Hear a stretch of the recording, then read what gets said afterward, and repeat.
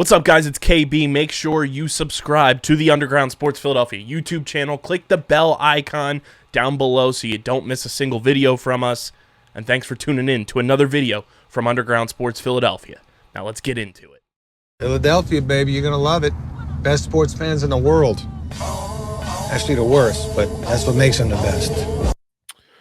What is going on, OTB Nation? Welcome into episode number 401 of the award-nominated, honorably mentioned, number 9 NCAA ranked, number 11 Philadelphia ranked, and of course viewable on YouTube, Outside the Box podcast, the official lacrosse podcast here on the Underground Sports Philadelphia Podcast Network. KB and Deej coming at you. Another week of NLL preseason in the books. We are just slowly waiting for the season to begin, which is just a short, I think 10 days away as we're recording this on a Sunday, because guess what, guys? I just got internet back for the first time in 3 days. In 3 days, I haven't had internet. But we're about less than a week. By the time you guys are listening to this, it'll be, a week and some change before we face off for the first time for the 2025-2026 season. But we've got some news to talk about, and it'll probably be a fun episode to kind of dive into this stuff with all of the, preseason rosters not all the way together yet. A lot of news rolling out from our good pal Adam Levi, from Dawson Nielsen, and some other reputable sources around the league. Uncle Frick throwing his hat in the ring. Shout out to the boy. But a lot on the team down south in Georgia. We'll talk about them. Austin Staats has been reinstated by the National Lacrosse League. We will talk about that. We have another Wings Media Day interview for you guys, 2 of 3. This week you'll hear from Sam LeClair and Scott Dominey. Genuinely a very fun conversation. Deej, we've been big Sam LeClair guys as a contingent. Obviously Hoots was because he played for the Mammoth. This made me even more of a Sam LeClair guy, and let me just say, this will not be the only time we get Sam on the pod, because he was just an absolute blast to talk to. Same with Scott Dominey. Scott Dominey, I've been around him since the Wings acquired him in the Trevor Baptiste trade, and he always kind of had what felt like that roughness to him, where he kind of doesn't let a lot of people in unless you really know him. Scott Dominey was fantastic, had a ton of fun talking with him. And again, will not be the last time you hear from Scott Dominey on this show. That's for sure, because he was a blast to talk to. And I'm excited that he's healthy and going to be back out on the floor very, very soon. And then we'll round out the show talking about PLL Championship Series, because schedule was announced, a new type of schedule this season. It'll be 2 weekends, 2, count them, 2 marshmallows. If you got that reference, let me know in the YouTube comment section, or in the Spotify comment section, which we did get a Spotify comment, which we'll read later on too from last week's episode. But before we get into everything, make sure you guys are following us on the socials at OTB LaxPod across the board. We're on every social platform, so keep following us on the socials. Follow Hoots at Hoots Sports Media. Follow DJ at SCS_next great. Follow me at KBIZZL311. And follow the boy, RJ, Ryan Tessier at RJ Clip That. Because guess what, DJ? I was talking to RJ this week. He texted me. He was like, hey, it'd be kind of dope if I was able to come and do some stuff with the Wings for you guys. So guess what? We put credentials in for a photographer for the first time in a long time with the boy RJ. He's going to be coming down to Philly a ton. I'm excited. That's going to be fire. Dude is a wizard with the camera. He's unbelievable. And it's dope that he reached out again to do some more work. So if you aren't following him already, you're doing something wrong. Get over there, follow him ASAP. RJ Clip That on the gram. He's the big best. Clip. He's the best. Subscribe to the pod, Apple, Spotify, wherever you get your podcasts in audio form. Leave us a 5-star review. It genuinely goes such a long way for helping this show continue to grow. It helps more people find Outside the Box and all of our shows here on the network. So keep subscribing on Apple and Spotify. I would love to hit 250 Spotify followers by the end of the year. We're at 222 right now. So if you're not following on Spotify, go fix that. Go fix that. If you're not following and subscribed on Apple Podcasts, go fix that. Because I got a message from Spotify for podcasters that a show that's doing numbies like we are should have about 50 more followers than we do. So guess what? If you're not subscribed, be a friend, come join OTB Nation and subscribe to the pod, okay? We don't bite. We don't bite. We have fun here, okay? It's all fun and games. It's jokes. You come for the content, stay for the dad jokes. It's a good time. It's a whole vibe. So follow us on Spotify. Vibes and smiles, baby. Exactly. Trademark, patent pending, 2025, Outside the Box Podcast, all rights reserved. Subscribe on Apple, leave those 5-star reviews, and of course subscribe to both the Underground Sports Philadelphia and Outside the Box Podcast YouTube channels. youtube.com/@undergroundsportsphiladelphia is where you get this show every single week. We promise that we'll be back on a normal scheduled release in the near future. We're just dealing with everything. The universe is throwing everything at us. This week it was no internet, and then I had playoff football broadcast this past Thursday as well that had me out late. Deej was working on Friday, both working on Saturday, and I still didn't have internet. So it's been a time, but we promise we'll be back to our regularly scheduled programming by the time NLL season starts. Bet on it. But subscribe to the YouTube channel. We're at 1,147 subscribers on the main channel. Can we get to 1,200 before Thanksgiving? Can we do it? youtube.com/@undergroundsportsphiladelphia. Leave a like on the video. Drop a comment in the comment section. Click that bell icon so you know whenever new videos go live. And if you want the OTB College Show in 2026, Deej, when does college season officially typically get underway? The beginning of February. So, if you want that first episode end of January, y'all going to have to get 35 more subscribers because we're at 65 subs on the OTB channel. Once we get to a hundo, Unc and the kids rocking out on the OTB College Show, January 2026. Subscribe. And let's get into it, Deej. How we living, Unc? How we living, Unc? I'm great. Little nephew is the cutest thing ever. I'm so excited for him to grow, and I don't know, maybe go to the PLL one day. Who knows? No, but he's here. Everybody's healthy and happy, and I am officially an uncle for the first time. No more big bro. All Unc from here on out. Big Unc. Woo woo. You can't be saying it like that. Yeah, welcome to the unction. Yeah, you already. Well, I don't know if you call yourself an uncle for real. Nah, I'm a funkle. Yeah, it has a double entendre because I'm a fun uncle, but also the two children that I get to be Uncle Kyle to, their last name is Funk, so I'm Funkle, but with a K. Oh, that's actually it's a double entendre. Yeah, fun uncle. That works out. I wish I was in the same scenario. It's hysterical. I always send Funkle Kyle, but it's FUNK. That's just glorious. I'm actually jealous. It's so perfect. I don't know what he's gonna. What if he calls me something stupid? Hey, what if it's not? He starts talking. What up, twin? I'd be cool with that. I'd be cool with that. He's like 4. What up, twin? Yeah, this twin right pulls off on one of those motorized 4-wheel Jeep things. He got sunglasses. What up, twin? Well, down. They literally just pulls off. Yeah, I could be cool with that. Twin in the gang. We here. I'm so excited, dude. I can't wait to get him on a lacrosse field ASAP. Oh, that's so funny. That's so funny. Yeah, we're out here living. We got internet again, which is great.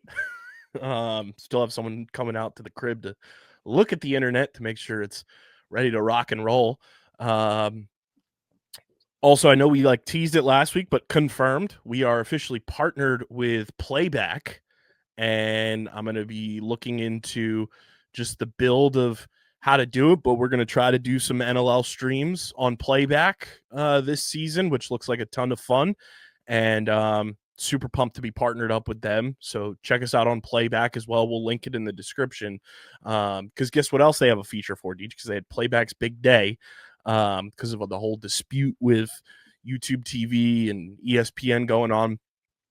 You can literally plug in your NBA League Pass account and MLB TV accounts, and you can watch the games while you're streaming directly on playback.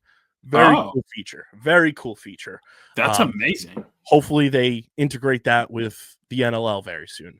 But they have a feature on there because on Playback's big day, they had Tony Reale, our good personal friend, Tony Reale, hosting a version of Around the Horn on Playback.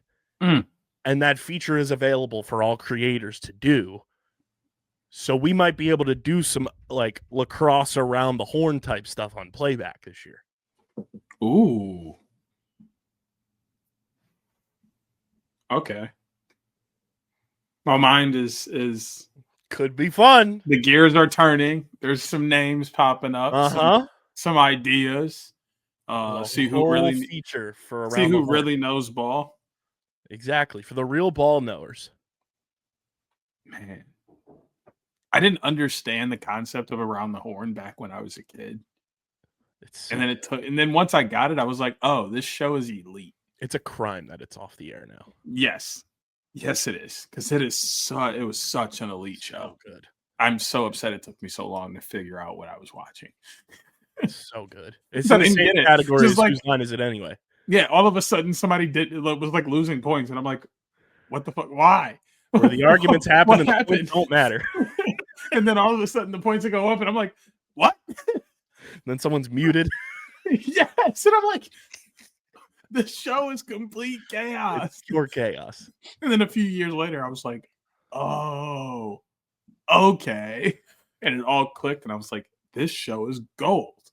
And now it is no longer here. And, because we can't have nice things. Right. But yeah, OTB Around the Horn potentially coming in 2026 once we, figure out the whole mechanism of everything. But definitely something we would love to absolutely do on the regular and make that like a consistent, like weekly thing, and just have a running scoreboard, have a running leaderboard, and all that good stuff. So stay tuned for that. That would definitely be on the OTB YouTube channel, by the way. But let's get into some of the news. Preseason's going on still around old Canada, and I think two huge storylines have dropped since we last recorded. We'll start with the biggest one, and it comes from our friend Adam Levi, friend of the program, one-time interim host of this show. The Georgia Swarm are moving on from 2 of 3 Thompson brothers. They also have some other players that are in limbo / not returning to the team based on team decision. And then Uncle Frick drops in and says that there's 2 other pretty big moves potentially on the way. And then Dawson Nielsen says those moves will sting the hive or sting the swarm, however you want to phrase it. I forget the exact verbiage he used. I think I have it right here, actually. It'll sting the beehive. Now, a lot of people were speculating the 2 big moves being, number 1, Lyle Thompson, because you're not bringing his brothers back. Lyle's huge on family. Lyle obviously lives not in Georgia. So that is a move that we will talk about. And then the one that got the people bustling on the timeline, including the player in mention, Brett Dobson, which, Brett, please come on this fucking show. Now. Please come on this goddamn show, Brett. We have been fans since day one.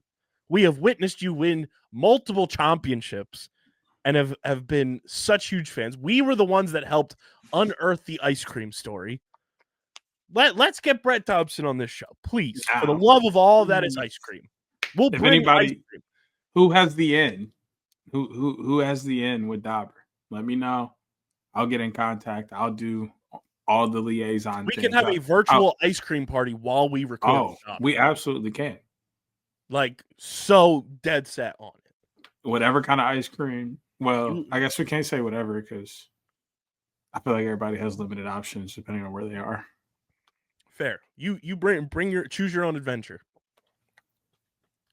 BYOIC. Yeah. BYOS, bring your own Sunday. Hey, did you see how hard it was for me to put that together? You were like Patrick singing the campfire song. Song C-A.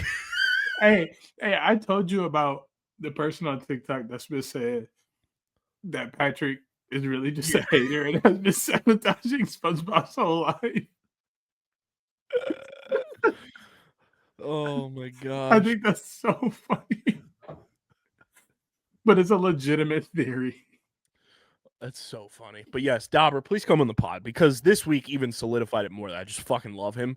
For no particular reason other than he's not afraid to go on social media and defend himself and like clap back at anybody that's like trying to put some misinformation out there. Dauber's name was brought up by multiple people. To which he then said, like, Vegas has been trying to get me since I was drafted. The only place I'm playing is Georgia. He loves it down there. Brett's made like a life for himself in Atlanta. Like he truly like is integrated into the community and like is really a big component down there. And from stinging the beehive, I feel like if you traded Brett Dobson, that would just be like smashing the beehive. Brett Dobson is what we like to call in the industry a piece of literal gold in the NLL. When you have a young elite goalie in the National Lacrosse League, you do not get rid of that young elite goalie. Like, it just does not happen. Like, from a Wings perspective, the only reason the Wings moved on from Zach Higgins was because they were able to get Nick Damude in the dispersal draft from Panther City. That is a young talent galore goalie in Nick Damude, and that's not a slight to Higgy, but when you can go and get a younger guy that shows like has all the skill set in the world to be a talented goalie in this league, you go and get that goalie. Georgia would be committing organizational malpractice if they got rid of Brett Dobson. I don't care who's on that roster. Brett Dobson is the anchor of that team. He will quickly be the face of that team if Lyle were to leave. You don't get rid of a guy like that. Now, from removing Brett Dobson from this conversation, let's start with Lyle, Deej. Miles and Jeremy will not be back. I saw a lot of really like kind of gross slander about Jeremy Thompson on the timeline too. You don't have to disparage the guy just because he's gotten older. A lot of weird, slanderous things about an all-time legend in the sport, both field and box. One of the best, like, non-traditional face-off guys to ever do it. The dude just got old. You don't need to, kick the guy on the way out the door just because he got old. That's just me. Shout out to Jeremy Thompson. Miles, to me, it was a really cool story with Miles coming back after, the multiple battles to come back from injury. Mm-hmm. It just was never like a feasible thing for him to consistently play. Like, the dude doesn't have cartilage in his knees. And when you're the Georgia Swarm and you have guys that are very much like win now type players, it's tough to roster a guy like Miles when you don't know what his week-to-week status is going to be. And to have a roster spot dedicated to a player like that is very difficult. And that's no slight to Miles. He's one of the sickest lacrosse players to ever play. But there comes a point in time where you have to kind of like, as an organization and from a business standpoint, unfortunately, have to recognize like, we can't continue to roster a guy because we don't know what his status is going to be week in and week out, and that's taking up a spot for someone that could be playing for us and contributing to us winning. Yeah, I agree. I mean, I think that's just the excuse me, the hard reality of lacrosse at all professional levels is there's only so many roster spots and you can only hold a spot for so long. And I don't even think that's just lacrosse. I think that's just sports in general at all levels. Sure. Like really all levels. Like you can only hold a spot for an injured player for so long. Like, yes, you know, if they come back, they're going to get slotted back in their spot. But until then, you got to give that space to someone else. If you can avoid to put them on, or if you can afford to put them on the IR, or you know something like you have that available to you as an option at whatever level you're using, take advantage of that, do that. But if it's also a consistent thing, you also have to reevaluate. Like this is still a business decision, and you are still trying to win a championship every single year. So as always said in every single sport, your best ability is availability. And if you ain't available, you can't produce any of your other abilities. And it's running into a point where he had not been available for basically 2 years, 3 years. Like that, it's harder to say, yeah, this guy's going to come back and be a spark for us, or fill in and do exactly what he used to do when we haven't seen him play in years, not months, not weeks, years. Like that is huge. Like then you really start to make those decisions and really think like, okay, is it beneficial for us to keep this guy around? What does he do for us at the moment, or what could he possibly do coming back that is worth keeping him on the roster? Or should we exercise other options and really, you know, research those options and see if that's something that's going to benefit us? Until you do it, you don't really know. And they're starting to do that. And now people have things to say because nobody's ever happy. And on top of that, like, it's different when you have a player that is still very much like in their athletic prime, where they're not dealing with a massive injury like Miles has with his knees. Like, and, you know, I'll play a little devil's advocate here just because I'm dealing with it as a sports fan. I feel like Miles is a very different situation than someone like a Joel Embiid, where Joel is dealing with the knee stuff, but finally the organization is like, hey, we're going to manage this the right way. And Joel is still very much like in his athletic prime, where Miles isn't getting any younger. Miles is 34, I believe, and he'll be 35, I think, during the season, if I'm not mistaken. So yeah, he turns 35 in December. Like, so like a little less than a month, he'll be 35. Like, that's like the downward slope of someone who is still in their peak athletic prime to like the 1% of the 1% of the 1%. And not saying Miles couldn't have been there. When you don't have cartilage in your knees, it's tough to kind of get back to that, and you don't know what your body is going to feel like day to day. So it sucks to see, you know, a lacrosse icon kind of, you know, fade away, but it's the unfortunate reality of the business of sports where the Swarm have to get younger. They've had an older roster for a long time now. They still kind of do.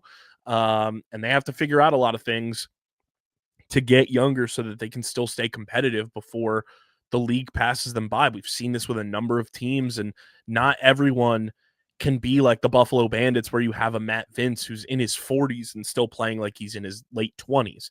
You know, it's a very different thing. It's circumstantial, but the Swarm are recognizing it maybe a little too late, but it's at the point where they need to, you know, flip this roster quite a bit and get younger in spots that they can, which leads us to the Lyle Thompson of it all, with his two brothers not returning to the team, with Lyle obviously not living in Georgia. This would be a massive, like, league shaking move. Like, in comparison for you sports wise, if Lyle Thompson is traded from the Georgia Swarm, what would you kind of compare it to in terms of major four sports trades?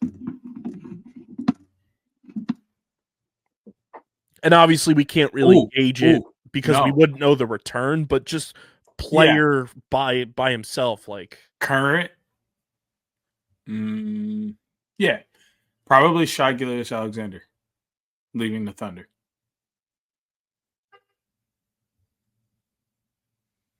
Not that there aren't other pieces there that aren't great and that can't work with themselves, but he's such a large part of that offense and team, much like Lyle is in Georgia and has been for as long as he's been there. Something like that. Maybe like a Josh Allen getting traded.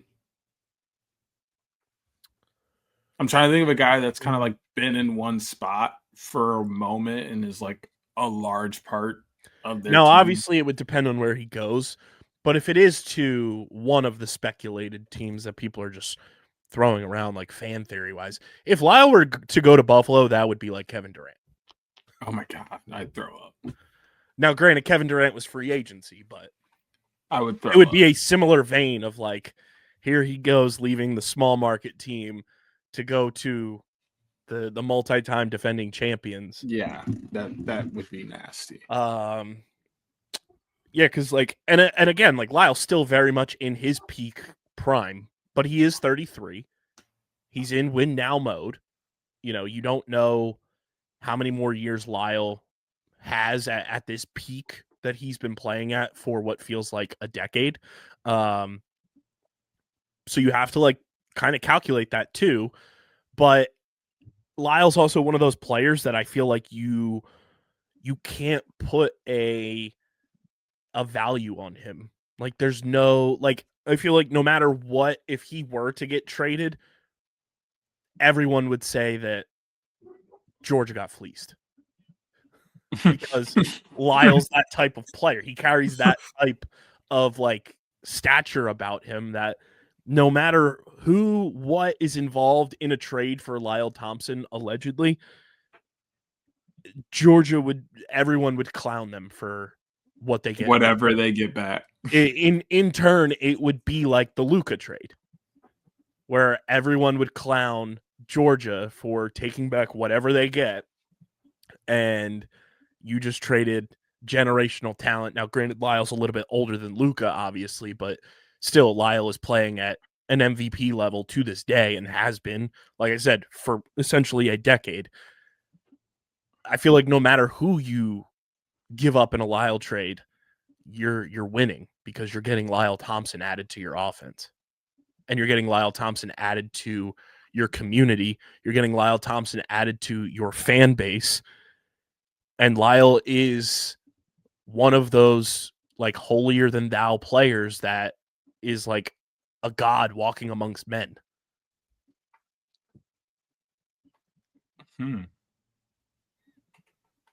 I mean, like, you're spot on about there's really no losing. Like one team will never lose that trade because you're adding Lyle Thompson to your team. And whatever you already have there just got better because he's being inserted into it. I think there's a way Georgia could win. It would take a long time for it to like come to fruition. But I think it's more of like the chances of like someone feeling like it was even or Georgia like fleeced the other team, it would look like a goddamn CVS receipt. Yeah. It would just be like 12 picks, 3 players, cash considerations. You get half of our ticket sales from the first year. Like it would be like Messi coming to MLS. Yes. Like Lyle would get part of like the local broadcast revenue. Yes. It would just be nasty. And then when he retires, Lyle gets an investment in the NLL. Oh my God. Like it's almost that stature. Like it's very Messi-esque. It's like Lyle is that to Lacrosse. Like there's been very few players like that, and I think we've been lucky enough that we've gotten to watch all of those players play in their prime. You know, whether it be Paul Rabel, whether it be Tom Schreiber, Lyle, This new generation now too, kind of carrying that mantle, whether it be Brennan, Pat Cav, Michael Sowers, Jeff Teat. Like, there's so many guys that have the ability to reach that status, and we've gotten to see like the guys that are close to us in age, more specifically me, like really like reach the pantheon of that's the LeBron James of lacrosse. That's the Patrick Mahomes of lacrosse. That's the Brady of lacrosse. Like, and be compared to major four sport superstars. And Lyle is certainly in that conversation. Now, the two teams that people are throwing around are Buffalo and Halifax. To me, Halifax makes a lot more sense from organization standpoint, players on that roster standpoint, the Six Nations connection standpoint, et cetera, et cetera. Not to say Buffalo doesn't have that, because obviously Josh Byrne, Dane Smith are still there. But when you are Halifax and you sign Brendan Bomberry in free agency, Randy Staats is on that team. Cody Jamieson is on that team. Warren Hill is on that team. There's a lot of Haudenosaunee National players on that team. I think that weighs a lot in terms of where Lyle, and I feel like Lyle's also one of those players that if Georgia approached him and said, hey, we're going to trade you, where do you want to go? Georgia would give him the option, like, where do you want to be traded to? They're going to do right by the player. And again, this is all speculative, just like rumors and theories that have been thrown on the timeline from these tweets, and obviously Adam's article kind of like spark plugging it with Lyle's brothers being gone from Georgia. But it's also on top of that, like Joey Capito is recovering from an injury from summer box. He's not starting the season with the team. Could not be back with the team as well. Liam Burns, Philadelphia Wings, get your boy back, is a free agent, still not signed by the team. And I think there's one other player as well that was mentioned in Adam's article that is not under contract. John Rannigan retired.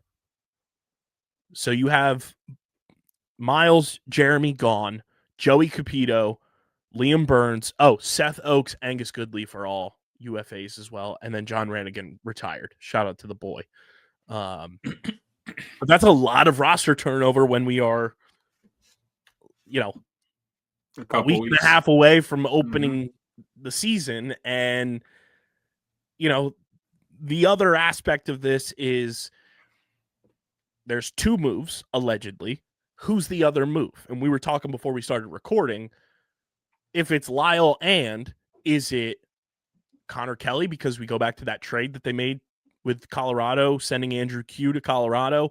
There was a lot of stipulation in the draft pick compensation if Connor Kelly were to not play this year or next year for the Georgia Swarm. That's something I think that's not being talked about at all as being a possible move. And Connor Kelly is a big-time player in the National Lacrosse League and has been for the past 3 seasons.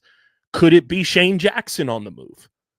Shane Jackson has been a Georgia lacrosse staple for years. He played for the Atlanta Blaze, has been with the Georgia Swarm for a long time.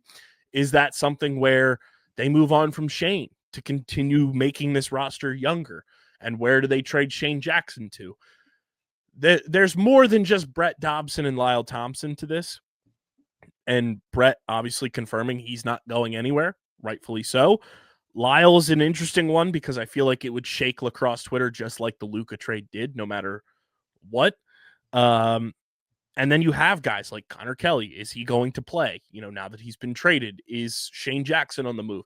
Brian Cole is another, National Lacrosse League like superstar, in terms of his style of play in the transition game.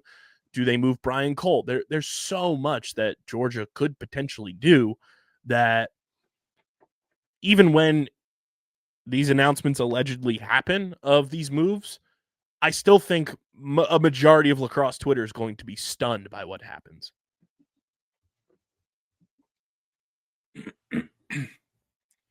I don't know if I should say that. Say it. I Yeah. can cut it. Nah, not like that. Like it, because whatever I say, I don't really be caring what I say. I just I don't want no bad heat for the pod. I can handle mine. I think we're always shocked at who gets traded for who because we don't know anything because nothing's ever told to us. But I digress because that's not what I'm supposed to say in this moment. I'm supposed to go and ask and get the information so that I know it for myself. So yeah, it's gonna be insane when some of these names get traded. Allegedly. Allegedly. And what I'll also say is even in other leagues where we hear the trade rumors and we pretty much hear all of the conversation that's happening, it's still shocking to find out that the person actually gets traded and where they end up going and who they get traded for and all those kinds of scenarios. So that wouldn't change even if we had that information. I think it just heightens it for us as lacrosse fans because we don't hear the rest. We're kind of just we'll hear it's like a town hall announcement. Yeah, it's weird. They're kind of shopping this guy, and then all of a sudden, nothing. Oh, and this guy's gone. We're getting this guy. Whoa, what? You told me you were shopping him. You didn't tell me you had him out on Broad Street. Go Birds, dickhead. It's insane, dog. Yeah, it's nuts. That's how the NLL works.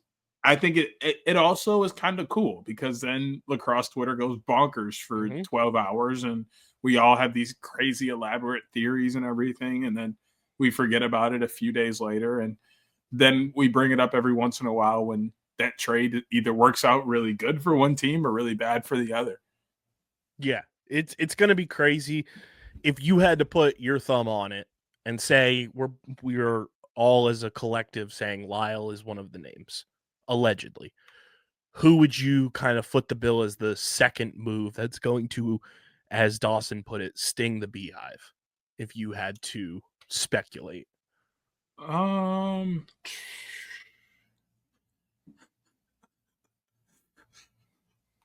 mean, as somebody who had their beehive stung earlier this year, Shane Jackson. Losing your top 2 point getters can happen. I don't know. It's kind of happened to me as a Roughnecks fan in the last couple of years multiple times. So, I mean, I'm not going to act like it's not plausible for them to go, yeah, let's completely rebuild this thing and just get rid of almost everybody. Or those other guys going, you know what? We've been trying here for so long. It's not working. Let's go try somewhere else. I think all of those are valid options. And that includes Shane Jackson and Lyle Thompson leaving. Yeah, I have to put Shane Jackson into that rumor swirling just because he is a legit superstar in the National Lacrosse League. Was his time in the PLL, not as fruitful? I just think it was because of the team he was on, really. They didn't really have anything going that first year on the Cannons, and it was a lot of just plug and play with whoever they could get. But if you remember the MLL days, Shane Jackson was a demon, especially in that bubble season. But even before then, he was a demon. And, he's been a staple of the Georgia Swarm since we've been covering the league. And that dude is wildly talented. If you can add his offensive prowess to your roster in a trade, you're walking away with a legitimate offensive threat that not many teams are lucky enough to find. Now, granted, is Shane Jackson getting older? Yes, he's 35. Today is his birthday, actually, as we record this. So happy birthday to Shane Jackson. Sorry, we're talking about you getting traded, big dog. But if you can add, he's been with the Swarm organization since 2013 when they were still in Minnesota. He is a staple of that organization. So that would absolutely, quote unquote, sting the beehive.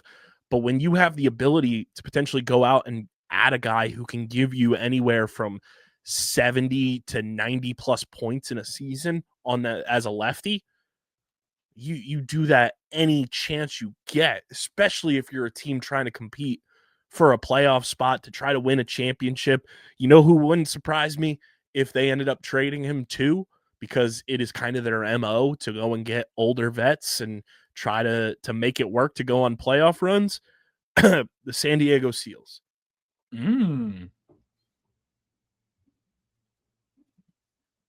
Lost a bunch of their guys in free agency. They turned the roster over a bit. I would say, but they did intentionally go younger, it seems. That they did. Maybe they stay away from that because of that.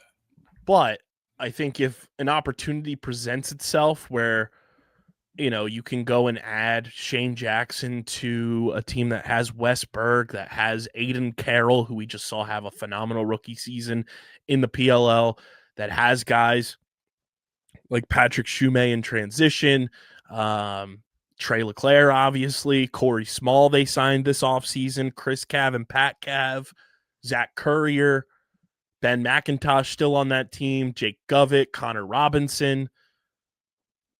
They did get a little younger, but they also still brought in some older vets again.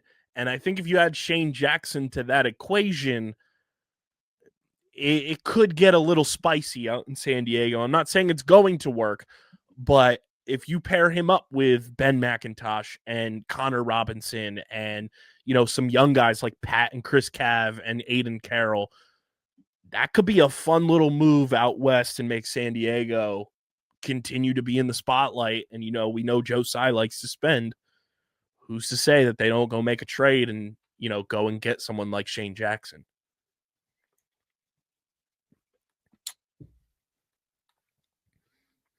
I mean, they definitely. If it does happen, you heard it here first. That is us. We broke that news. If you heard it here first, that is an Allegedly. OTB. That is an OTB alleged exclusive. Alleged. That is the biggest OTB speculation exclusive you've ever done heard. Once again. Allegedly. Alleged is the key word in this sentence. But I wouldn't be surprised if they were to go out and do something like that, add him to that front end as a speed option out of the front, a veteran guy that's been around the game, knows what's happening, has plenty of experience inside of the playoffs, and really could kind of just be a push for them late while, really kind of letting the young guys start to find their footing and lead the offense. Yeah, and I mean, we'll get into it too with the next bit of news. You know, obviously he was suspended, not on the team. You know, who's a lefty that may not be back with the Seals? Austin Staats. You're right. That could potentially fill that roster void with a lot less of a, for lack of a better term, headache. But let us know what you think about the Swarm news that's swirling around there. Is Lyle on the move? Is Shane Jackson on the move? Is Connor Kelly going to suit up for the Swarm? Are the undrafted or the unrestricted free agents going to sign with the Swarm? What say you? Leave us a voicemail at the How We Live in hotline, speakpipe.com/OTBLaxPod. That voicemail line is always open. You can leave us voicemails during games, before games, after games. We will react to them on every episode. But let us know how you're feeling about this Swarm news that Adam Levi broke earlier this week. Speakpipe.com/OTBLaxPod. And our Swarm news breakdown there brought to you by our awesome merch partners at PHI Apparel Company. Guys, if you want to stand out in the crowd this lacrosse season and rep your favorite lacrosse players' favorite lacrosse podcast, go get your official Outside the Box podcast merch, shirts and hoodies. Be like JB34 and fam. Go get that shirt. Go get that hoodie. Go to phiapparel.co, and when you go to checkout, use code UNDERGROUND to get 10% off your next merch order from PHI Apparel Company. Again, that's phiapparel.co, code UNDERGROUND to get 10% off your next merch order and stand out in the crowd with the official merch partner of Underground Sports Philadelphia and the Outside the Box podcast. Deej, let's get into this news. It's a little more heavy, if you will.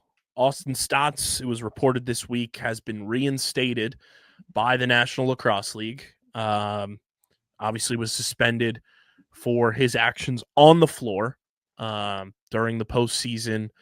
Was that 2 years ago now? When he took his stick to the throat of Anthony Joachim, which was just an ugly, ugly scene.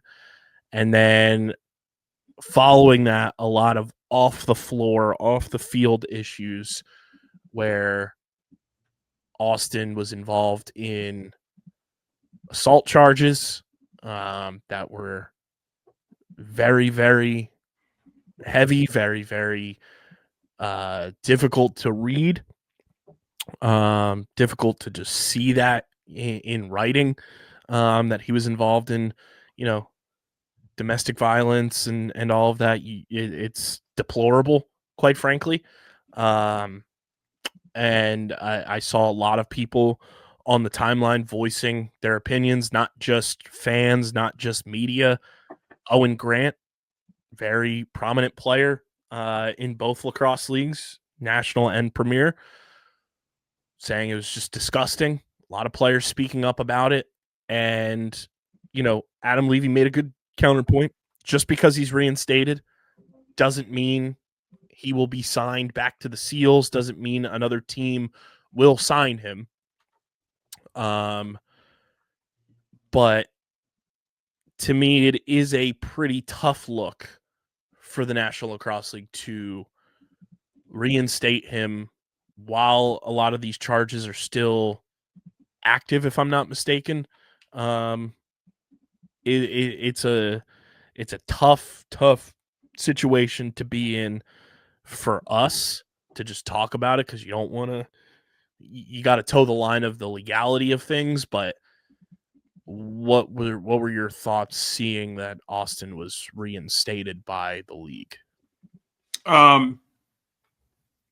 Personally, I don't have a lot to say about this because I just don't know enough. Pretty much all I know about this entire situation is the very unnecessary cross-check in the playoffs a couple of years ago, and then the ensuing assault charges that came like the following, like 2 months after, in that summer or whatever. Mm-hmm. Anything prior to that, I don't know. So, from what I can see, homie fucked up a couple times in a short period of time. And I've heard he has an alcohol problem. I don't know a ton about that, how valid that is. But if that were to be true, and he has stopped drinking for a substantial amount of time, based off of the information that I have to me that I know is fact, I wouldn't see it as a problem. But then again, I don't know what else has occurred prior to my knowledge of Austin Staats to say whether it's a good decision or bad decision to reinstate him. And obviously we have prior happenings when you and I were in the same building. Yes. PLL 2021 weekend, we have that occurrence of off the field issues happening when Austin took somebody's finger off with his mouth. And to me, it's one of those things. I will never, if it comes out that somebody is part of a domestic abuse, domestic assault case, I lose every ounce of respect for you, especially after reading the initial, police reports and everything that involved Austin. I was disgusted, quite frankly. They are heavy charges. It is not, it's gut wrenching to read the stuff. And I remember when it dropped and you and I were kind of reading over it and we were just like appalled and just like stunned that all of that occurred. And it's never, to me, it's never okay, no matter what sports league it is, men, women. If you are involved in a domestic assault case, and I get it's off the field, no less, it is such a bad look for whatever organization you play for. It is a terrible look for the league that you're playing in, that you can't control yourself to the degree that you are putting your hands on another human being to the point where you are catching a massive charge in the legal system. And there's a difference between mistakes and repeated behavior. You know, a mistake is one time and you see growth and you see someone, whether it's an athlete or just a regular everyday person, you see them, you know, come back from the mistake they made and they don't make that mistake again. You see that they grew and learned from that mistake and they progress and move forward. And then there's just repeated behavior. And unfortunately, in Austin Staats' case, he's gone through repeated behaviors of just assault and domestic violence and, you know, on floor violence that there's no place for it. And I hope that the teams in the National Lacrosse League value their brands and value their organizational philosophies far more to not only themselves as owners, as GMs, as front office people, coaches, staff, rosters. They value that organizational philosophy and what they owe to the fans far more than what Austin Staats could provide them on the floor.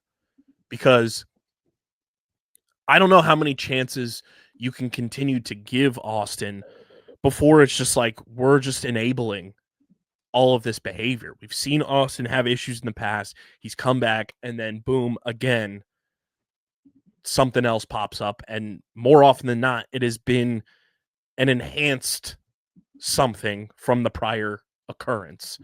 And to me, he's got to learn a lesson. And no matter how much someone, you know, loves the sport that they play, and especially in lacrosse when it's a medicine game, Austin, I think, needs to be able to sit down and reflect and kind of learn from his actions and not be on a roster this National Lacrosse League season, maybe not be on a roster next National Lacrosse League season.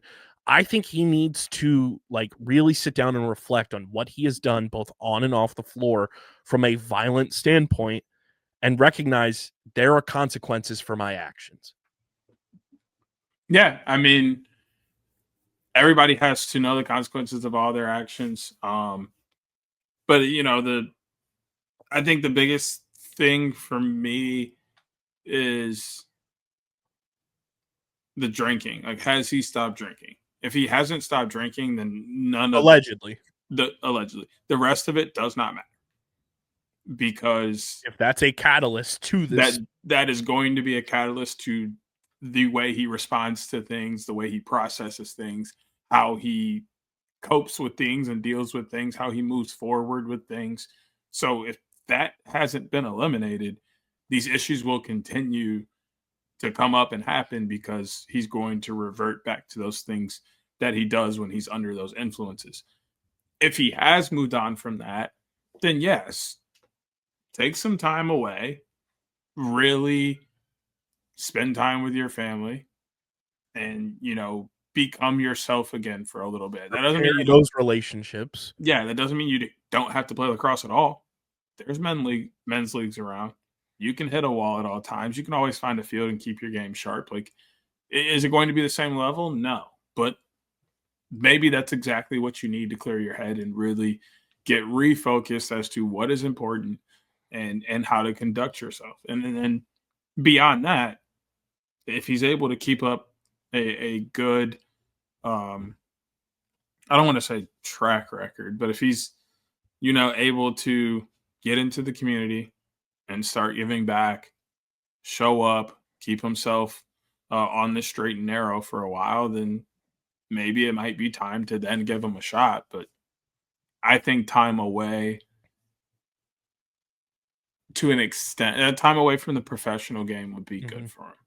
And I think too, like, if the alleged sobriety is true, I hope it's being done in like a proper way. And, you know, there is a stigma around like men seeking help for things that they need. And if Austin can go to an AA meeting, can go and, you know, speak to a therapist or whatever it may be, maybe he is doing, we don't know. I'm talking about this in a general scope, but if he's able to, I think that would also be helpful for him.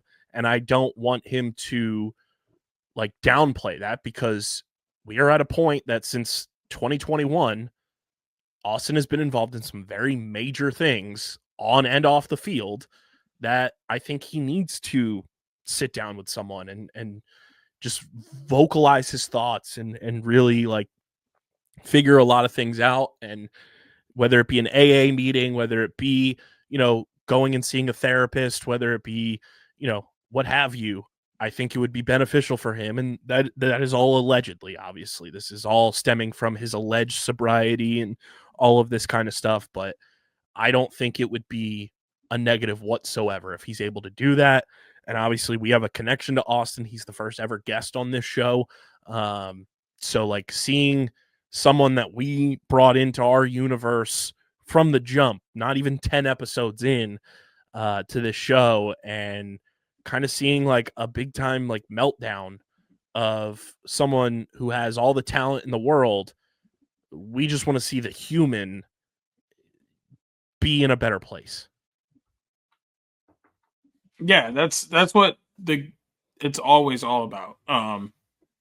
And that's why like I'm not so keen on him never playing again or like being away from the game for long, because at some extent you have to separate career/player from person, from human.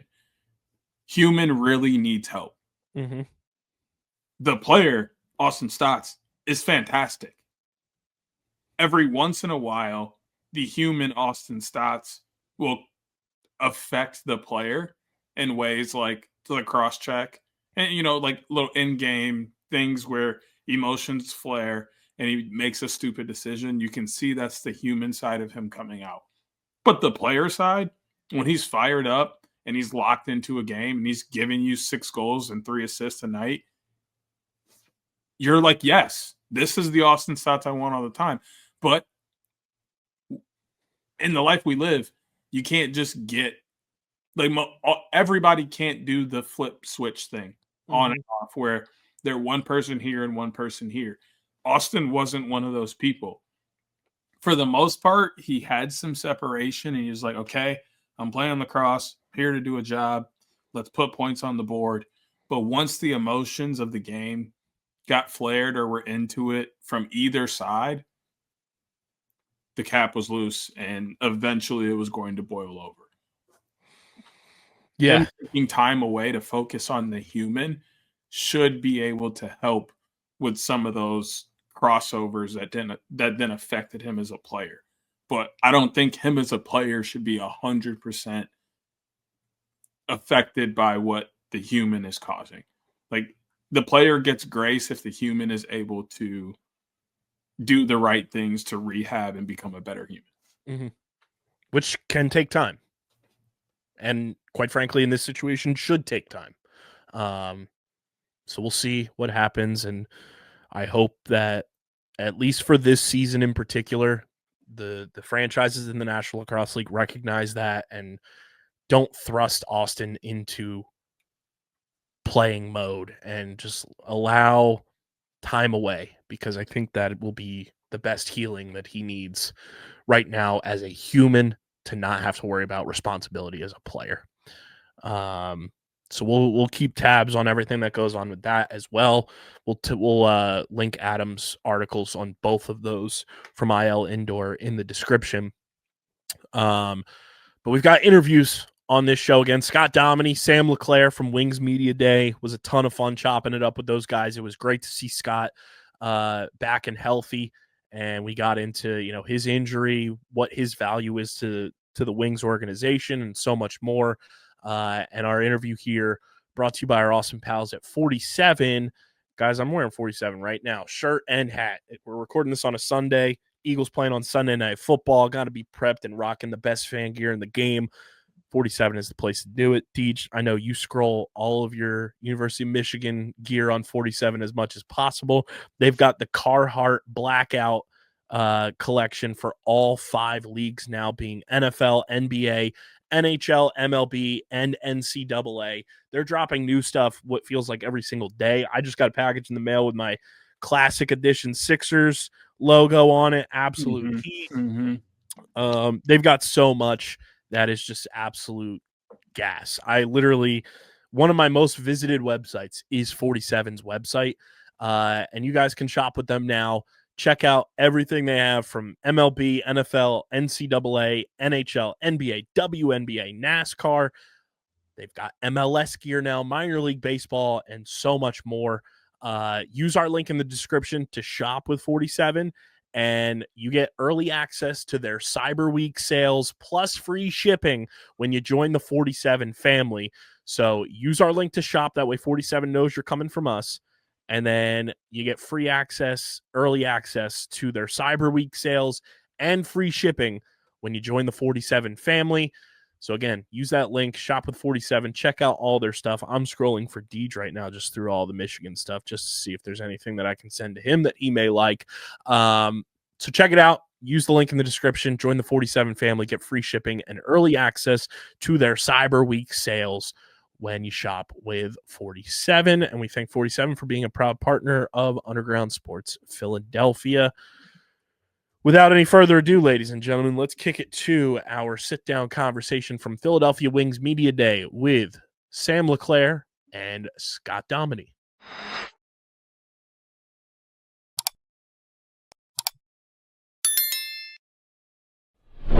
All right, everybody, we're back here at Philadelphia Wings Media Day 2025 with Sam LeClair and Scott Dominey. Boys, good to see you again.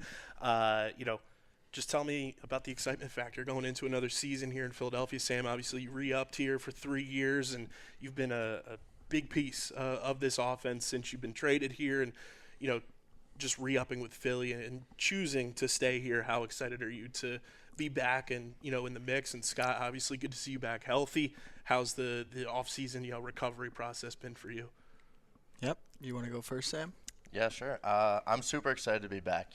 This is my 5th year in the league, and I'm back in Philly. I signed for 3 more years, so I couldn't be happier where I'm at. And I'm just excited to get back with this group, the group we have, the core that we have, and seeing everyone's face again, like just here at the media day and leading into camp. It's super exciting, and it's the time of the year that we all wait for, right?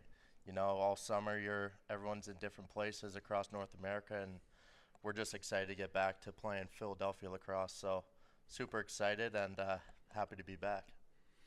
Yep. Recovery, it's coming along. So can't wait to get back in front of the fans. That's the biggest thing. Teammates, like Sammy was saying, we're all in different places over the summer. So getting back into training camp, feeling the flow of things, and that will just boost morale, and we'll be working hard.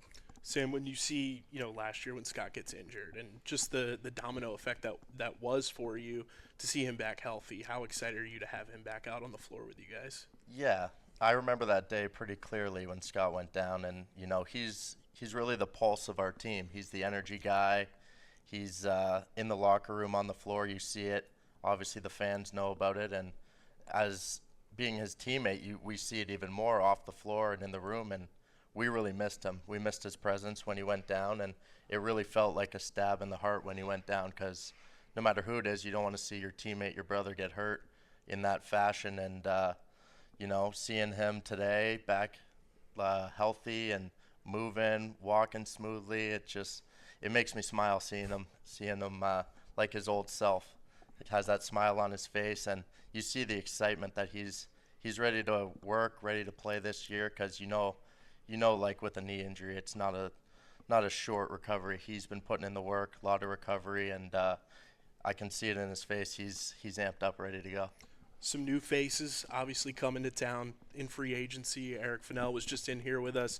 Corbeil is now a member of this team as well, and Joey Rez re-ups for a year. To have those veteran presences come into each facet of the locker room and have Eric here for the first time, have Chris kind of being that anchor of the defense with his pedigree, and to have Joe choose to come back here for another year. How exciting is that for you guys when you see all of the announcements come through of guys joining this roster?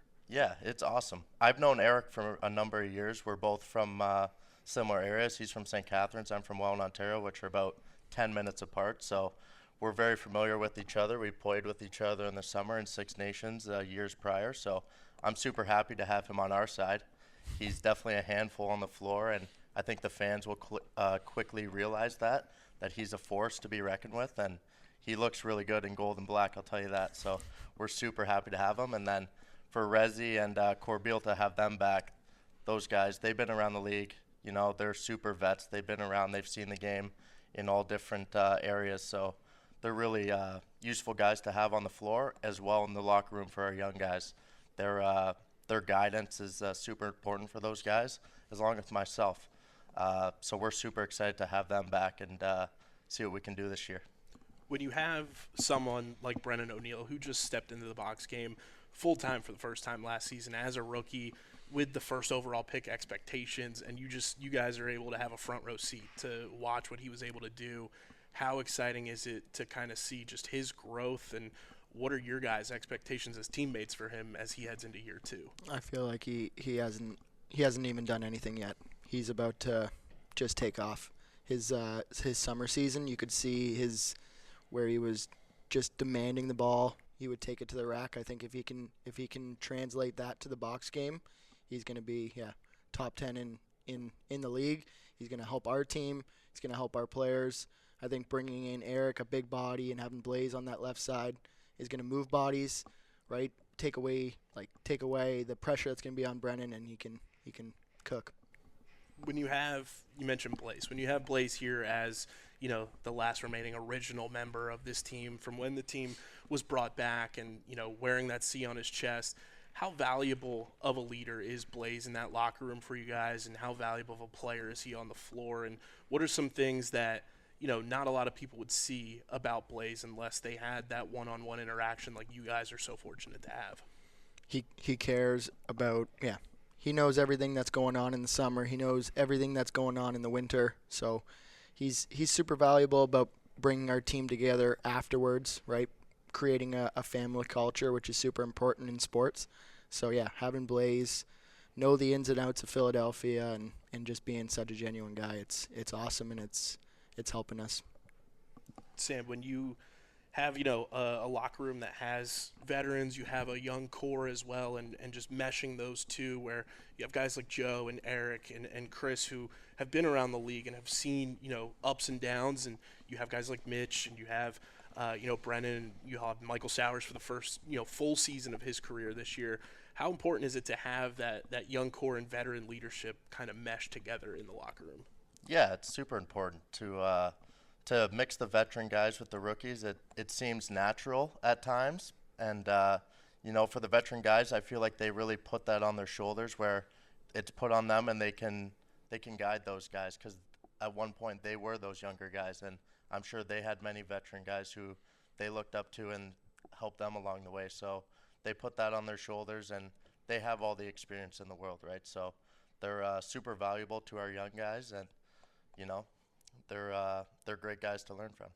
We're a little more than a month away from the home opener, against Colorado on December 13th. What level of excitement as the, lead into that rolls around do you guys feel, getting ready to run out of the tunnel for the first time? And Scott, I'm sure it'll be even more elevated for you coming off of the injury, but hearing the fans and, seeing the fire go crazy off of the scoreboard, and just the environment that this arena is on a Wings game day, how exciting is that for you guys to know it's right around the corner? It's exciting. Today I saw a ball bounce off the boards and kind of trickle on the turf. I'm like, whew, like that brings me back. Like, I got to go pick up that loose ball. Like that, brings back good memories, warms your heart. Running out onto that floor, giving the high fives to the fans. Hopefully we can go around the boards and do some taps after a big win. So, it's pretty exciting. And Coach coming into his second year at the helm as a head coach, what are some things that you guys recognized last year about him that make him a great head coach, and what are some things that you're looking forward to in his second year at the helm that he is going to take everything from last year and grow from? Yeah, Rubes is the ultimate leader, right? He comes from a line of work where you need to lead and you need to give instruction, and as an army you come together. So we really feel like we're his soldiers, and we owe him that hard work. And I know that every single guy on our roster during this summer really put all their emphasis on training and being prepared ready to go for that first whistle. When you look into the locker room a little bit, you know, I asked Mitch, who's kind of the jokester of the team. I'm going to ask you guys, you know, who's kind of in charge of the aux cord, you know, going into a game day, and who's kind of running the ones and twos in the locker room for you guys? Well, you mentioned Mitch. He likes to grab the aux cord. I'll give him this. He has good variety. He likes to mix in the old stuff and the new stuff and different genres. He likes to make everyone happy, as you would probably know if you met him. He's really good. Another guy who grabs the aux is Phil. I like Phil's music. He'll get you pumped up. He knows the good stuff. So whatever's on, we're usually good vibes in the room.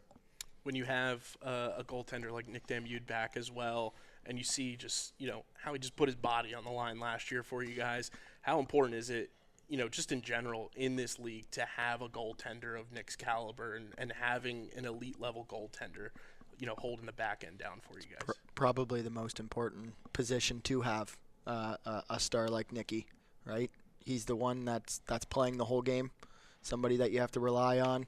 I think the defense, right, we need to work together with him. He needs to pull some saves out of his hat, and we need to pull some big defensive plays out of our hat. So it's we need to work together, and then our offense just needs to put the ball in the net. So, yeah, having Nicky, such a good goaltender, and then Deacon not backing him up, it's a good duo. They're both good goalies, so very excited. Looking forward to the home opener, guys. Can't wait to see you running back out on the floor, Scott. Happy to have you back healthy as well, and best of luck this season, and looking forward to, you know, a playoff push for you guys. Appreciate it. Thank you. Thank you.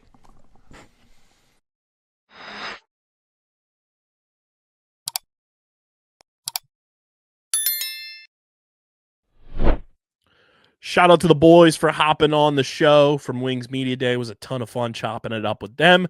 And then we'll round out our Wings Media Day interviews on next week's episode with Eric Fennell and Mitch Armstrong. Ton of fun talking to those guys. And I was texting in our group chat, DJ, after Media Day, which an update, my ribs are feeling so much better than they were just a week ago. But Eric Fennell, I am such a huge fan of his, and I think Philadelphia Wings fans are going to absolutely fucking love that guy. So excited for you guys to hear that interview next week. But our interviews there also brought to you by our friends at Kenwood Beer, the official beer partner of Underground Sports Philadelphia. It's a refreshing light beer, just 4.1% ABV, 120 calories, just 8 grams of carbs. You guys can go to kenwoodbeer.com. Use the Kenny Finder to see who's got Kenwood beer on tap in the Philadelphia, New Jersey, Pittsburgh, Maryland, and Delaware areas. You can also find Kenwood beer at your local liquor stores, convenience stores, and grocery stores in those markets.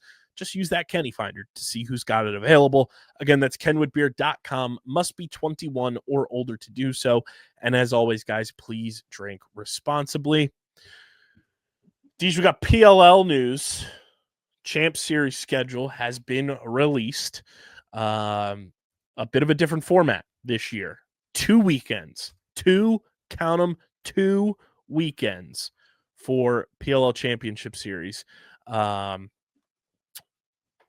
both the PLL and WLL, which is very exciting. They will be taken in the action for the first weekend starting February 27th of 2026, which is a Friday, through March 1st. And then the following weekend, March 6th, 7th, and 8th, which, oh boy, I just saw this as I was pulling up everything. Whoever is playing in those championship games is going to, they are going to get done dirty. You know why?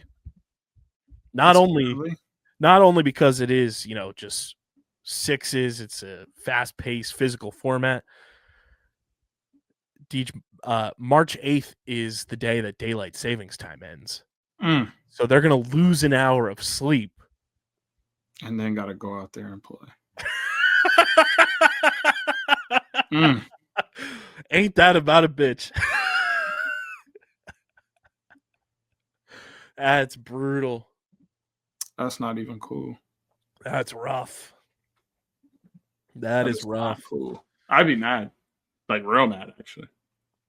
I'd be so... They're going to be going to bed even earlier. Yeah, they're going to go to bed an hour earlier than they would have. That's tough. So yeah, here's how everything is going to work, rules and format wise. Round robin will take place February 27th to March 6th. So that will be the 27th, the 28th, and the 1st, and then the following Friday. So the teams will have 4 days off before the final round robin game takes place. The top 3 seeds will move on. So it's no like everyone moving on again. The top 3 advance. The first place team gets a bye. So that's another day off. That's a huge, benefit in sixes, especially in this format where you get off your feet a bit. March 7th, the following Saturday, second place plays third place. And then March 8th, the winner of 2 versus 3 play number 1 for the championship.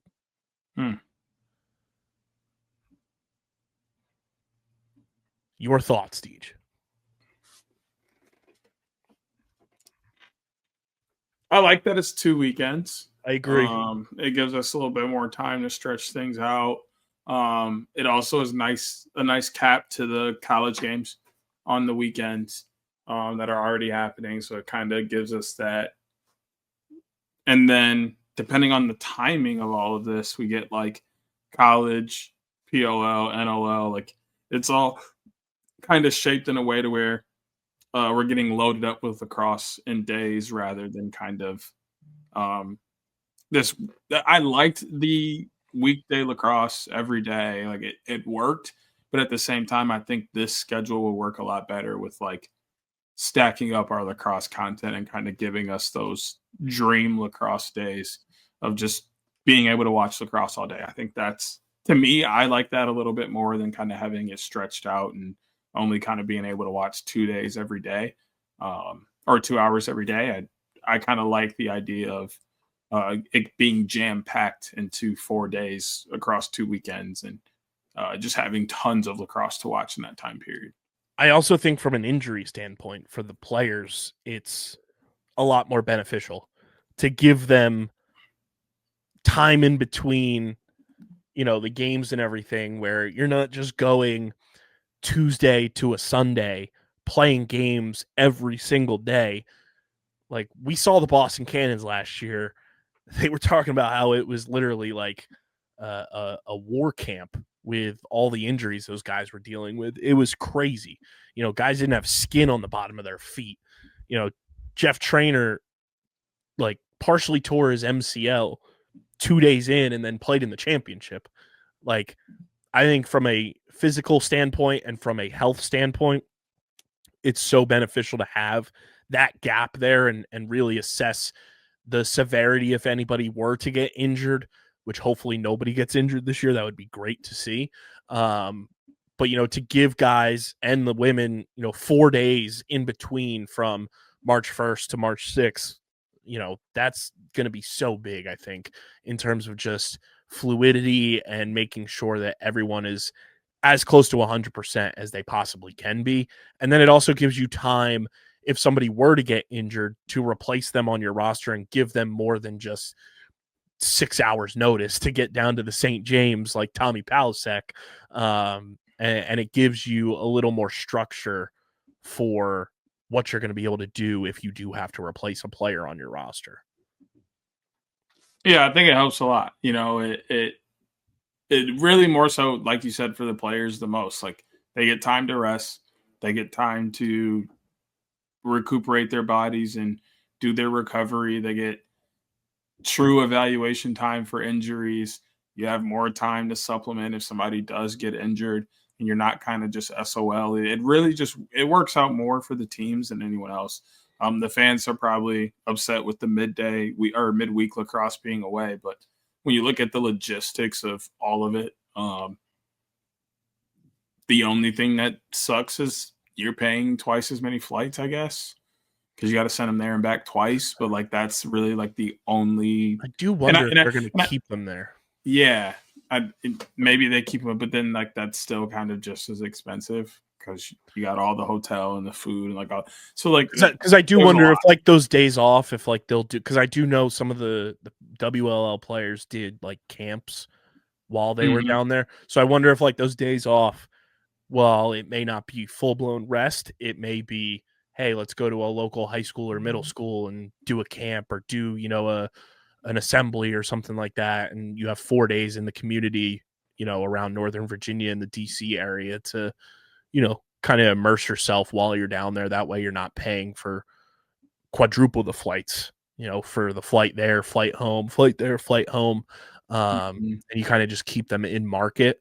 I think that might be the case. I don't know. I think that would be the smart decision if I were the PLL or the WLL. That is, in fact, the smart decision, yes, but which they typically do make more They often do. than not. And I think if you're, if you're allowing yourself to get into a community that you don't have a franchise in just yet, granted, you have the Whip Snakes and the Charm in the DMV area, but there's no DC team in particular. There's no Virginia team in particular. I think it would be smart to send some pros in a, historical hotbed area. Hey, we're here, kind of do some stuff in the community. And that's what the PLL is all about. At the end of the day is immersing themselves in the community. So I think that would be super smart. But I do love the double week from a selfish perspective too, because if it was just that 1 week, I wouldn't be able to go this year. Because I have oblos. Listen, I ain't worried about all of y'all. I'm happy because I can go. Yes, I'll be able to be there March 6th, 7th, and 8th. That's for damn sure. I am screaming. I'll be there for the big things. I might be able to make it for one of, I'll try and make it for that weekend. Yeah, we'll definitely be there for the big things. There's no guarantee that I'll be there at all. just gonna throw that out there for y'all. You're gonna be the remix Magic Johnson video. I don't know if I'm gonna be there. I don't, bro. I did try how many times now the last couple of years? They're gonna have you at like a figure skating event or something, some ice skating fundraiser. Hey, it ain't no telling what I'm gonna be at. I always manage to be at something. It's actually quite frustrating. Oh, that's hysterical. But yeah, Champ Series schedule is out. Very excited. And obviously, if you don't know the teams that will be competing, it's obviously the 4 franchises in the WLL. No expansion franchises have come in just yet. So it'll be the Boston Guard looking to defend their title, the California Palms, the Maryland Charm, and the New York Charging. And then it will be the Denver Outlaws, the New York Atlas, Carolina Chaos, and the California Redwoods. Super exciting. And it's cool that 2 of the teams have their PLL, WLL counterparts there with New York and California. So that'll be cool to see the support there because it was big last year when the Whip Snakes were there with the Charm, Cannons, and Guard. And then the Atlas and Charging, they were all kind of there. And then the Utah Archers were like, yeah, we'll root for the Palms. Because why not? What else we got to do? They were like, let's support the West Coast. But yeah, definitely looking to do a ton leading into Champ Series. We're going to be reaching out to our connects as much as possible, try to get some ladies on the show that we've been trying to do for quite some time. But looking forward to Champ Series. I love Champ Series. We've been big proponents of it from the jump as it being something that can really continue to grow and develop the sport. Obviously, it's going to be the format that the Olympics are in, and it's only going to, get those juices flowing that much more as we're only 2 years away from 2028. And we have that schedule out too, Deej. Olympic lacrosse schedule's out. I did see that. It is out. Did you see the first day of when lacrosse starts? Because obviously we are doing our damnedest to be in LA to cover lacrosse firsthand. Whole OTB contingent. We're going to try to be out there, which would mean CFO Margie comes along for the ride, obviously. Mm-hmm. First day of Olympic lacrosse is CFO Margie's birthday. Oh, that's sick. That's perfect. And from a selfish perspective, I'm very happy that lacrosse is in the back half of the Olympic schedule in 2028 because swimming is also in the back half of the schedule in 2028. And I would love to watch Olympic swimming up close and personal as a former swimmer myself. I'd be down for that. We are doing our damnedest to be in LA. We are going to exhaust every possible connection, every way possible. We are going to do whatever we can to be in LA in 2028. We have to. We have to be there. Like it's a must. I'm going to make it there. I'm going to make it there. Even if I spend my last dollars, I'm going to make it there. Spend if I don't know how your last pennies, I'm going to make it there. Even if I don't know how I'm going to make it home, I'm going to make it there. He's gonna walk. Hey, nephew gonna pull up in his little Jeep.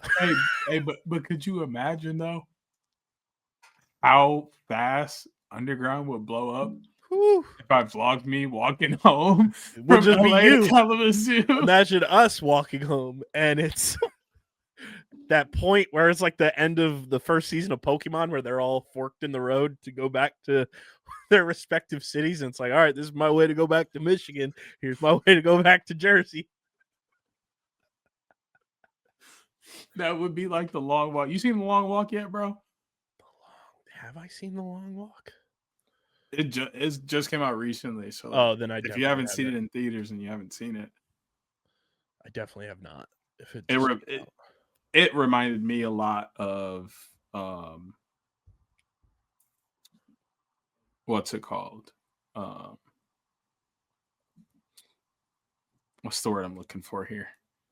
The draft, like military draft. Oh, okay. But once you watch it, you'll see exactly what I'm talking about with that, and you'll be like, oh yeah, interesting. But yeah, we are going to do everything in our power to be in LA to cover lacrosse firsthand for the people. We've talked about it with other media members. We're like, we all just need to put our resources together, get an Airbnb. It's the OG lacrosse media content house.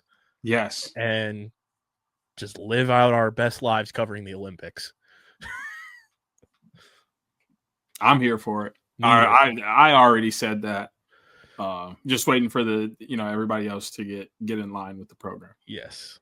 But very excited for that. And speaking of Olympics are going to be right around the corner in February too, which is also a big development because if I'm not mistaken, I want to pull this up so I'm not sounding crazy.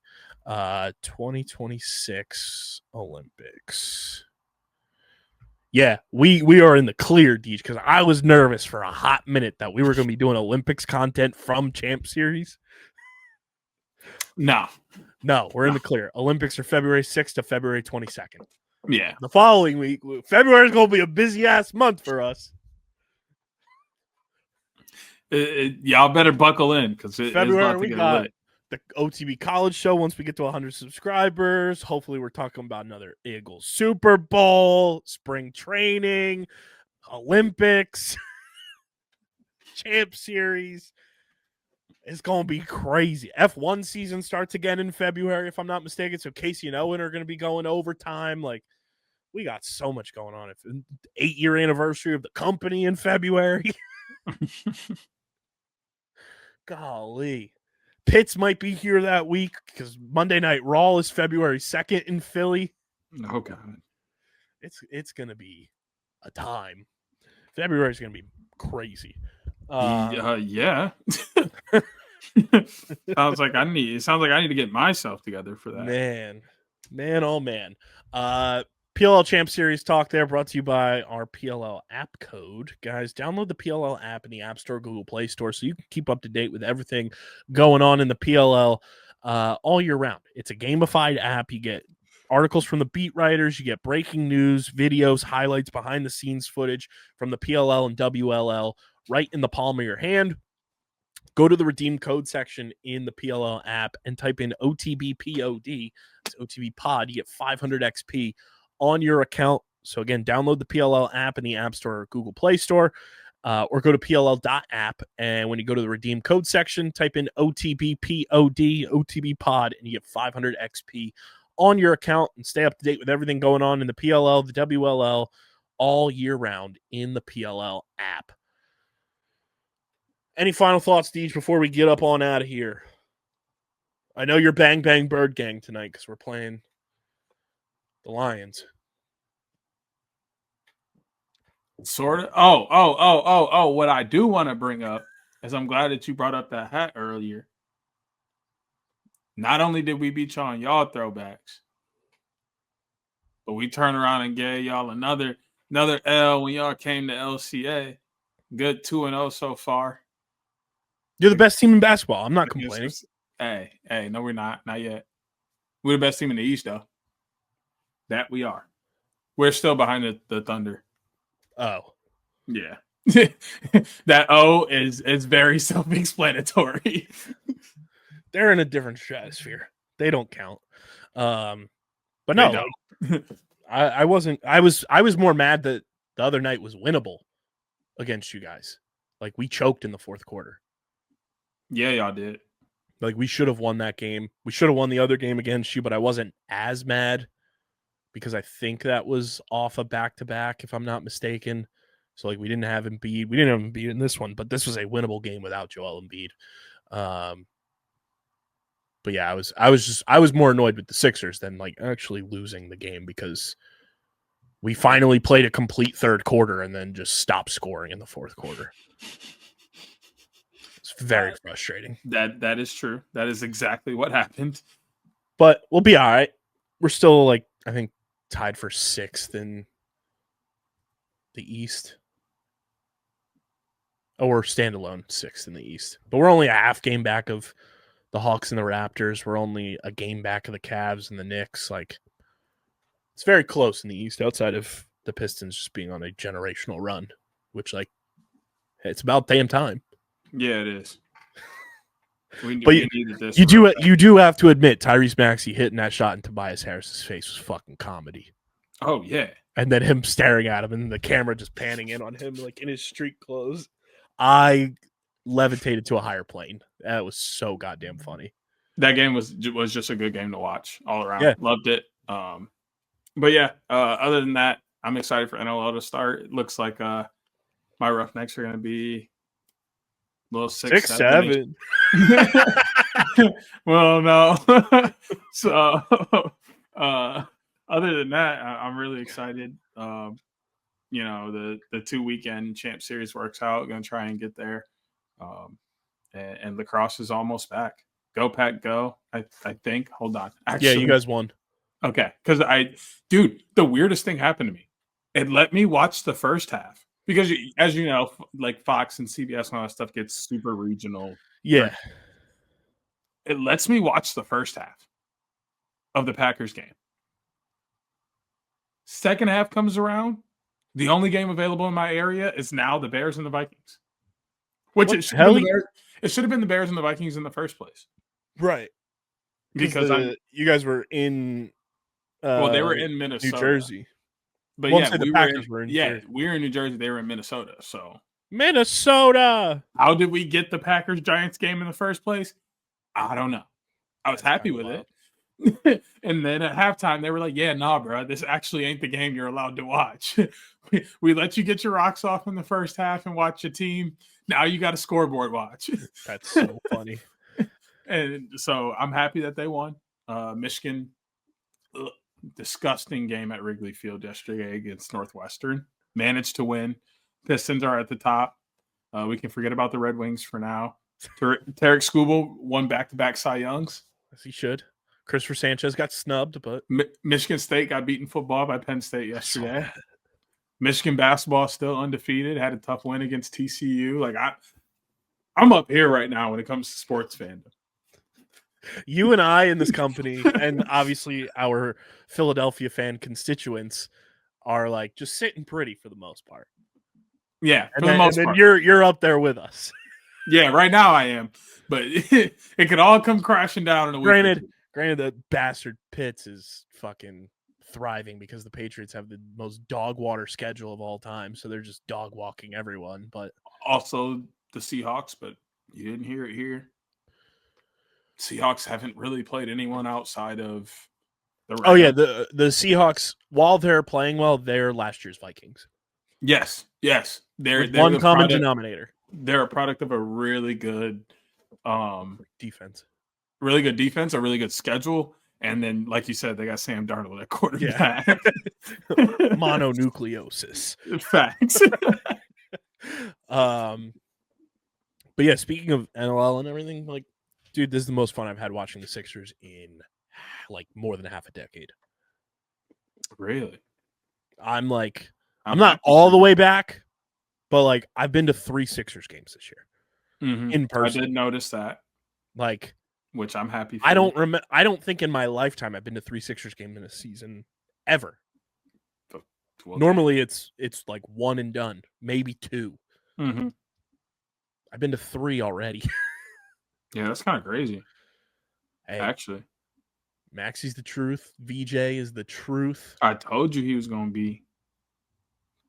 I told you. You were like, I don't know, man. What Kelly Oubre is that guy. Did I tell you? Did you see the one game? This is what we typically do. We go on tangents about our other sports teams. Where Kelly Oubre like missed either a shot, but he went to the free throw line. But before he went to the free throw line, he did 10 push-ups on the court. Yeah. It's like, hey, I missed my layup. Gotta get my 10 in, coach. Best. He's the best. It's so funny. Oh. Yeah, but the Flyers are playing good hockey too. I've watched more Flyers hockey this year than I have since probably started this company. Yeah, I'm happy that the 76ers are good again, though. It's more fun when I can talk basketball with you. Yeah, real hooper hours. All right, pipe down. I ain't say all of that now. You done got ahead of yourself, my guy. Well, that just means because we can link up League Pass, we could do NBA streams on playback. Yeah. Yeah. You never know. Right. You never know. Which I might need to tap into that pretty soon here. Yeah, we out here. Big shout out to Scott Dominey and Sam LeClair for hopping on from Media Day. And like we said, next week, Eric Fennell, Mitch Armstrong to round out our interviews. Make sure you guys are following us on the socials at OTB LaxPod across the board. Follow Hoots at Hoot Sports Media. Follow Deej on Twitter at SCS_NextGreat. Follow me at KBIZZL311. Subscribe to the pod. Subscribe to the pod. Subscribe to the pod. Apple, Spotify. Leave those 5-star reviews. Can we get to 250 Spotify followers before Thanksgiving? That means 27 more of you, I think. Might be a little less than that, actually. 23 more of you to subscribe on Spotify. Subscribe on Apple Podcasts as well. Leave the 5-star reviews and subscribe to both the Underground Sports Philadelphia and Outside the Box Podcast YouTube channels. Leave a like on the video. Drop a comment in the comment section. Click that bell icon so you know whenever new videos go live. And this has been episode number 401 of the award-nominated, honorably mentioned, number 9 NCAA ranked, number 11 Philadelphia ranked, and, of course, viewable on YouTube, Outside the Box Podcast, the official lacrosse podcast on the Underground Sports Philadelphia Podcast Network. If there are any lacrosse companies out there that would like to advertise with this show, please hit us up. Let us know where to contact you because we are presenting sponsor free agents right now. And this show deserves a presenting sponsor, quite frankly. So free agent gang. If you're a lacrosse company and you want to advertise with us, let us know.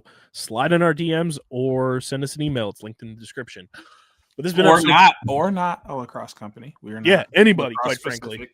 Anybody, quite frankly. But want to throw that caveat out there. We would prefer a lacrosse company. Correct. But we are not lacrosse specific. Correct. DMs are open. Looking at you, String King, so we can revive King of the String or whatever that series was back in the day. You heard the man. But this has been episode 401. We'll catch you guys next week. But until then, we're getting the heck up out of here. Peace. Peace, gang.